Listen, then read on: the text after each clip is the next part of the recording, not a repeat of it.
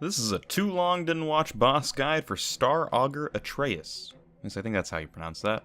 This fight technically has 4 phases, but until 90%, I really don't think he does anything. I honestly don't feel like looking it up, so let's go. Once you get him to 90% though, it'll shift over to the actual first phase, which is the ice phase. Every 30 seconds in this phase, he'll target the main tank with gravitational pull, which will put a purple circle around him he needs to run out. After 10 seconds, a icy comet will come down and put absolute 0 on that tank. The only way to get this dot off is to run into 3 other players, but if you run into the same player twice before their debuff ends, you will freeze them. So to deal with this, have the range and healers split up into 2 groups and the tanks run into them.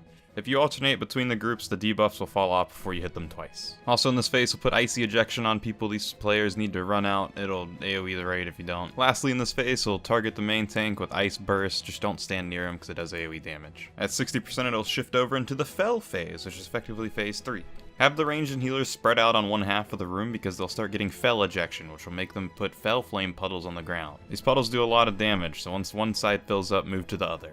In this phase, gravitational pull will pull in fell impacts, which will actually clear the ground of fell flame, so try to clear out around the melee in the half of the room that's the most dirty. At 30% health, it'll switch over to the last phase, which is the void phase. In this last phase, gravitational pull will pull down a void impact, which will also spawn a thing that should not be. You have to pull this ad out to the edge of the room because he takes less damage when he's near the boss. This ad will periodically cast Witness the Void. If you're facing it, it'll fear you, and regardless, it'll do damage either way. This damage ramps up with each cast, so you should Bloodlust the first one and kill it very quickly so you can kill the boss. If your DPS is good enough on Heroic, you can essentially ignore the second one.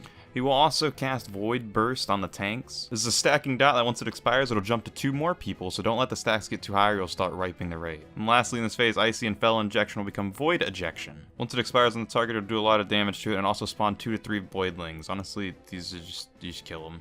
And they don't have that much health.